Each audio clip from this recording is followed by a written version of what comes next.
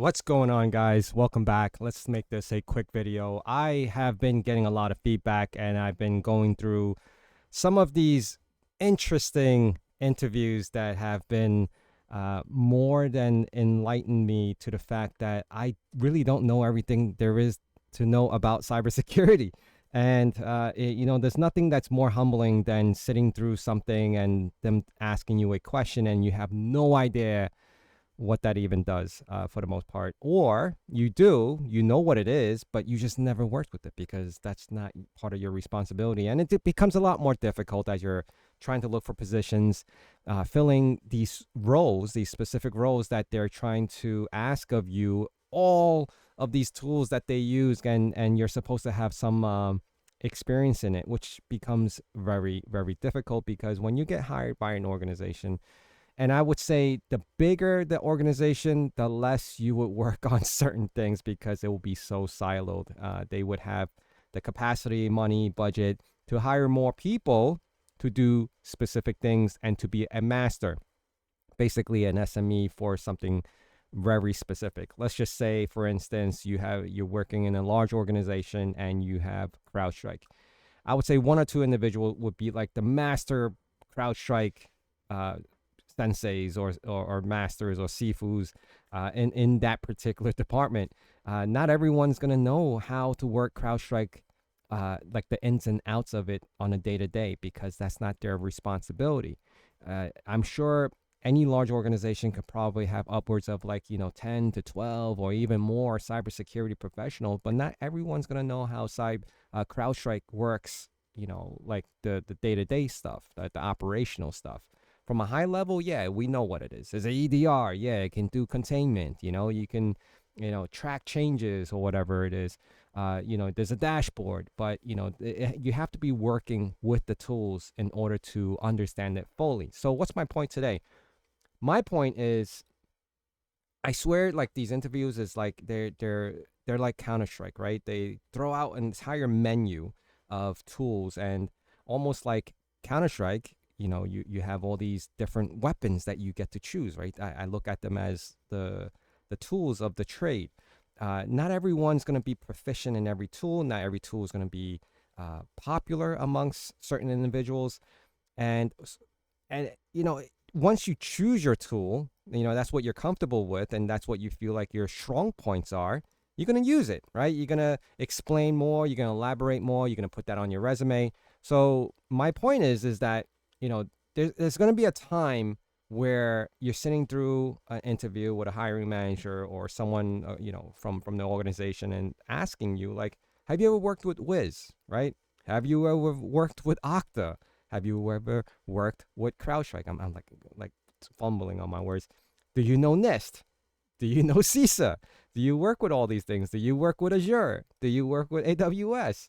And so on and so forth. It's all these different tools.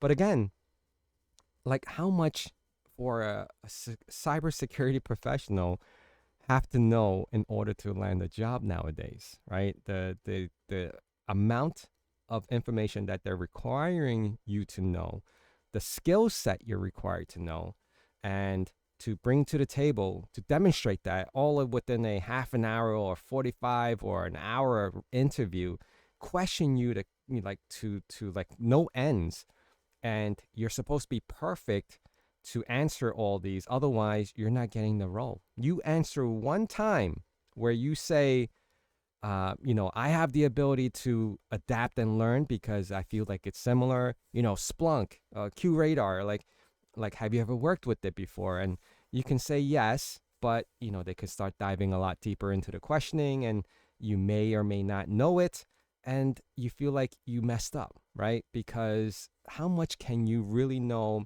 on that period of time within an hour, stressing you out, and you're supposed to have answers on the fly. Like, meanwhile, if you're working a job, you have a little time, you can consult with individuals on your team and, try to figure it out. But like on interviews, it's like either you know it or you don't. And then that's the downside of all this, because I feel like organizations are demanding more, which is not uncommon, right? This has been going on for many, many years, not just within cybersecurity, but if you asked a IT system engineer back in the day, they would probably say the same thing like, I need to know Novell, I need to know Microsoft. And then all of a sudden, I need to know how to configure a Cisco router and a Cisco switch and, Netgears and all these other networking equipment, right? Yeah, I know I need to know how to run Cat5 cable, Cat6 cables, or fiber cables. I need to know how to build out a data center or rack servers, and you need to be able to lift 50-pound equipment, things like that. The demand is definitely has increased for cybersecurity. I'm not gonna lie. I would say to combat all that, when you look at a job description, some right maybe very high level and just say, hey, yeah, we use a SIM. Okay, you don't know what SIM that is, but I would say get familiar with that environment as far as the products that are out there in the real world right now, because then you can at least speak on it. If they use Splunk and you start reading the about page and how to and what Splunk does and what it's capable of doing, great, right? If the position is asking for an AI specific, like you need to know how to work with AI, start reading up on things, right? Different like AI engineering, what the difference between that and AI agents. Agents are calling specific tasks opposed to like the broader, just generalized base of the AI platform, what, based on the model. So things like that, right? And then you have Okta, like what's Okta, right? Okta is like a IAMS, right? It's like a identity and access management for consolidating all your products, right? At least a good portion of it. Unlike where it's just Microsoft, Microsoft just does its own thing, but this would incorporate Microsoft on top of Google or any other vendor product that you use, and just consolidate all that and understand what that is and what it's used for. Start doing some research on products, because theory is great because you need to know theory, but being vendor specific also has its benefits, and that's the point of all this. Being vendor specific for a job description, for a role, if they put it out there that this is what they're using, I would say focus on that and start learning about why they're using it or why it's there. Now, I understand that, there's a lot of positions. You're applying for like hundreds of them, and every position job description is going to have different things. Yeah, but there's also items that are pretty popular amongst the cybersecurity sector products, right? Now, Splunk is one of them. CrowdStrike is one of them. I would say a few others are coming in higher demand. AWS is very popular because it's like number one, and then Azure is like number two, and then you got Google Cloud, which is number three, so on and so forth. All right. So just want to share that with you guys. Be proactive. If this is what you want to do, be proactive and start understanding what products are out there, because when you get or land a position, don't be static. Don't be just like, okay, this is what you have. That's not my problem if we're not upgrading to something else. You have to understand what product and tools are out there in order to implement or even suggest what you should bring to the table or what you can bring to the organization that would benefit from it. Now, I know I'm jumping a gun. That's only if like you get hired to do it, but you have to kind of illustrate that. Like, show that on an interview. If you're meeting with someone and they're asking you questions like, what do you think, right? Those type of question is like, oh, that's a free-for-all. Like, I think we should, company would benefit from using this. We can adapt from that, cost benefit analysis and risk and all that jazz. I'll say jazz because it's like it's a strategic game at this point, right? In order to sit with an interviewer, hiring manager, getting that gig, and doing what you need to do, because this is never ending. And like I said, I've been humbled.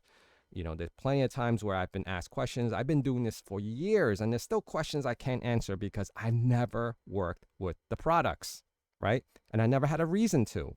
But if you're sitting through, going through something, and that's what they're using, they may or may not, consider you because of that one thing. So, the more visibility, the more things I would say it helps you to at least discuss it, right? You don't even need to work with it. The fact that you understand what it does, and if you encounter it, it would be a breeze. At least that's, from understanding what that product does and just probably watching a few YouTube videos on like how the interface actually looks like and you understand it, almost to a point where if you do that enough times on YouTube, you will probably like you can navigate your way as if you actually worked with it. That's how in depth I watch certain videos when I want to learn something and was interested to see how the user interface looks like or what the product actually does. All right. Thank you guys for being here. Please hit that like, comment, subscribe. I really appreciate you guys supporting me and coming back and always making great comments. Thank you. And I'll see you guys again really soon. Take care.